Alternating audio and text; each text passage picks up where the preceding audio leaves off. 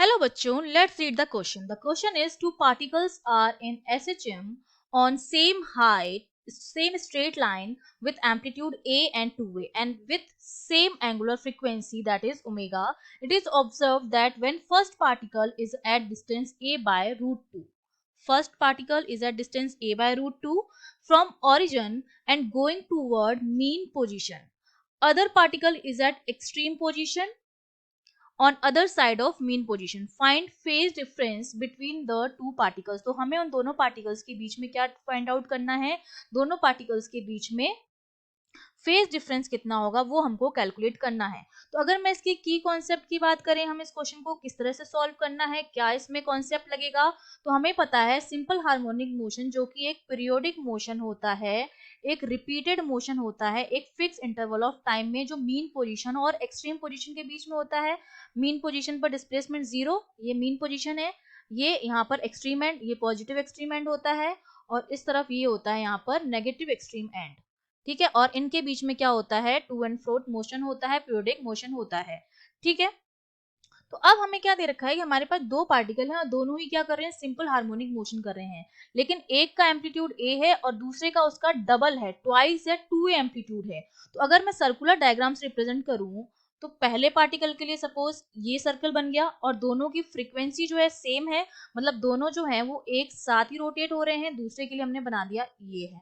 ठीक है, और ये हमने इस तरह से बना दिया है. ठीक है, फर्स्ट वाला जो सर्कल है वो ए के लिए है, सेकेंड वाला सर्कल 2a के लिए है, जिसका एम्पलीट्यूड क्या है, 2a है, और दोनों जो हैं वो इस तरह से मूव कर रहे हैं पार्टिकल. अब हमसे क्या कहा जा रहा है, हमको पोजीशन दी जा रही है कि हमारा जो फर्स्ट पार्टिकल है वो at a distance a by root 2 है.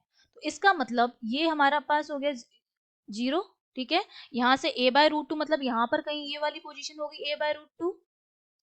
तो हमारा जो पार्टिकल है वो कहाँ है, इस पोजीशन पर है. ठीक है, और इस डायरेक्शन में क्या कर रहा है, मूव कर रहा है.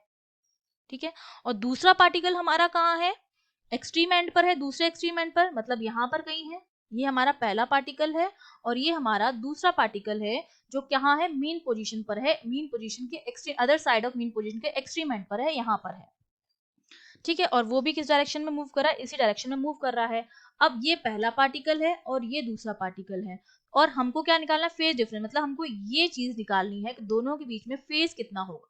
तो ये वाली वैल्यू तो हमको पता है, ये वाली वैल्यू कितनी होती है, 90 डिग्री, और ये हमको नहीं पता. ये एंगल हमने मान लिया, ये हमारा एंगल कितना है, थीटा एंगल है, जिसकी वैल्यू हमको कैलकुलेट करनी है. अगर थीटा की वैल्यू हमें पता चल जाती है तो बहुत ही सिंपल है, हमें पता चल जाएगा कि जो फेज डिफरेंस है दोनों के बीच में वो 90 प्लस थीटा है.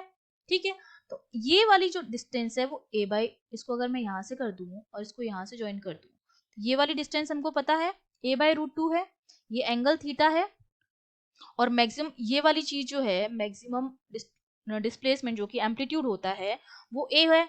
तो मैं यहाँ पर लिख सकती हूँ कि a बाय रूट 2 की जो वैल्यू होगी वो मेरे पास कितनी आएगी, वो आएगी a साइन थीटा के बराबर. ठीक है, यहाँ पर अगर इसकी मैं वैल्यू निकालूं इस चीज की तो वो मेरी वैल्यू कितनी आएगी, a साइन थीटा के बराबर आएगी.